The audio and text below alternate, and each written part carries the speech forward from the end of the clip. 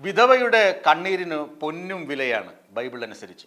വിധവയുടെ കണ്ണീരും വിലാപവും CPM-ന്റെ കുറ്റി തെറിപ്പിക്കും അല്ലെങ്കിൽ വേരറക്കും എന്ന് തെളിയിക്കുന്ന സാഹചര്യങ്ങളാണ് നിലവിലുള്ളത്. നമുക്കറിയാം കണ്ണൂർ ADM ആയിരുന്ന നവീൻ ബാബുവിൻ്റെ മരണം. അദ്ദേഹം വേദന സഹിക്കാതെ ആത്മാഭിമാനത്തിന് വില കൽപ്പിച്ച് അദ്ദേഹം ഒരു തുണ്ട് കയറിൽ ജീവനൊടുക്കി. അത് ആത്മഹത്യയാണോ കൊലപാതകമാണോ എന്ന് ഇനിയും തിരിച്ചറിഞ്ഞിട്ടില്ല. കാരണം ആത്മഹത്യയെന്ന് പോലീസ് വരുത്തി തീർത്തതാണെങ്കിലോ, ആത്മഹത്യയാണെങ്കിൽ ആത്മഹത്യാ കുറിപ്പ് കാണണ്ടേ? ഇതൊക്കെ സ്വാഭാവികമായും ഒരു വിധവയ്ക്ക്, നല്ല കുടുംബജീവിതം നയിച്ചിരുന്ന, നല്ല സന്തോഷത്തിലായിരുന്ന, ഭർത്താവും ഭാര്യയും മക്കളും അടങ്ങുന്ന സന്തുഷ്ട കുടുംബത്തിലെ ഭർത്താവ് പെട്ടെന്ന് നഷ്ടപ്പെട്ടു പോകുമ്പോൾ ഒരു ഭാര്യയ്ക്കുണ്ടാകുന്ന വേദന, അത് CPM-ന്റെ നയം, അടവ് നയം, കരട് നയം, നിലപാട് എന്നീ വാക്കുകൾ കൊണ്ട് മായ്ച്ചാൽ മായുന്നതല്ല ആ വേദന, തുടച്ചാൽ നീങ്ങുന്നതല്ല ആ കണ്ണീര് എന്ന് നേതാക്കൾ മനസ്സിലാക്കണം. CPM-ന്റെ കണ്ണൂർ ഘടകം പറയുന്നത് PP ദിവ്യ സതുദ്ദേശത്തോടെ പറഞ്ഞതാണ്. ആ പ്രസംഗം സതുദ്ദേശപരം. പിന്നീട് പാർട്ടിക്ക് ക്ഷീണം, പിന്നെ സമഗ്രമായ അന്വേഷണം. നവീൻ ബാബു അത്ര ചെവും നിരപ്പുള്ള ആളല്ല, അതുകൊണ്ട് കൈക്കൂലി വാങ്ങിയോ ഇല്ലയോ എന്നൊക്കെ അറിയട്ടെ, അതിനുശേഷം PP ദിവ്യയുടെ കാര്യം പാർട്ടി പരിഗണിക്കാം. PP ദിവ്യയെ തരം താഴ്ത്തി, ശരി, അതായത് ജില്ലാ കമ്മിറ്റിയിൽ നിന്ന് ഒഴിവാക്കി, ജില്ലാ പ്രസിഡന്റ് സ്ഥാനത്ത് നിന്ന് ഒഴിവാക്കി, ശരിയാണ്, അതൊക്കെ ചെയ്തു. PP ദിവ്യ 6-7 ദിവസം ജയിലിലും കിടന്നു. എന്നാൽ PP ദിവ്യ ഇപ്പോൾ പൊതുരംഗത്ത് സജീവമാണ്, പൊതുവേദികളൊക്കെ പങ്കിട്ട് തുടങ്ങി. PP ദിവ്യ മാത്രമാണോ പ്രതി ഈ കേസിൽ? അതുകൊണ്ടാണ് നവീൻ ബാബുവിൻ്റെ വിധവയായ ശ്രീമതി മഞ്ജുഷ ഹൈക്കോടതിയിൽ CBI അന്വേഷണം വേണമെന്ന് ഹർജി നൽകിയിരിക്കുന്നത്. തലശ്ശേരി മജിസ്ട്രേറ്റ് കോടതിയിൽ അവർ മറ്റൊരു ഹർജി നൽകിയിട്ടുണ്ട്. തെളിവുകൾ സംരക്ഷിക്കപ്പെടണം. തെളിവുകൾ മൊബൈൽ തെളിവുകൾ, CCTV തെളിവുകൾ.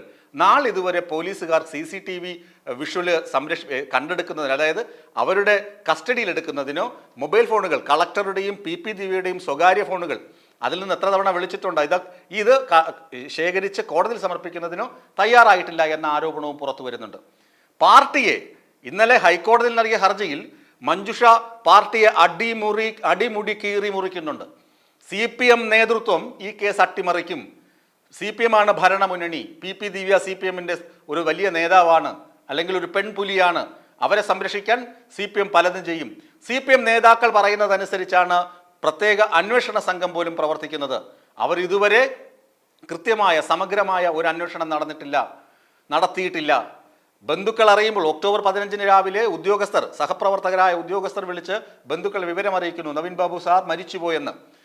ഇങ്ങനെ സൂയിസൈഡ് ആണെന്നും പറയുന്നു, ഇങ്ങനെയാണ് കണ്ടെത്തിയതെന്നും പറയുന്നു. ബന്ധുക്കൾ എത്തുന്നതിന് മുന്നേ പോലീസ് തിടുക്കം കൂട്ടി ഇൻക്വസ്റ്റ് നടപടികൾ പൂർത്തിയാക്കി അവിടെ ഉണ്ടായിരുന്ന മറ്റ് നേതാക്കളെ, രാഷ്ട്രീയ നേതാക്കളെ, അല്ലെങ്കിൽ സമൂഹത്ത് നിലയും വിലയുമുള്ള പ്രമുഖരായ ആളുകളെ ഒന്നും ആ ഭാഗത്തേക്ക് അടുപ്പിക്കാതെ ആണ് പോലീസ് ഇതൊക്കെ ചെയ്തത്. പിന്നീട് പ്രതിഷേധം ശക്തമായപ്പോഴാണ് 1-2 പേര് അകത്തോട്ട് കയറ്റിയത്.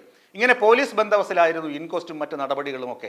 അപ്പോൾ ആദ്യമേ തന്നെ, തുടക്കം മുതൽ തന്നെ എന്തൊക്കെയോ രഹസ്യങ്ങൾ രഹസ്യങ്ങൾ മറയ്ക്കാനുണ്ടെന്ന് പോലീസ് സംശയിച്ചിരുന്നു, അല്ലെങ്കിൽ പോലീസ് കരുതി കൂട്ടിയിരുന്നു, പോലീസിന് അങ്ങനെ നിർദ്ദേശം ലഭിച്ചിരുന്നു എന്ന് ന്യായമായും ഒരു വിധവ സംശയിച്ചാൽ ആ സംശയത്തിന് അടിസ്ഥാനമുണ്ട്.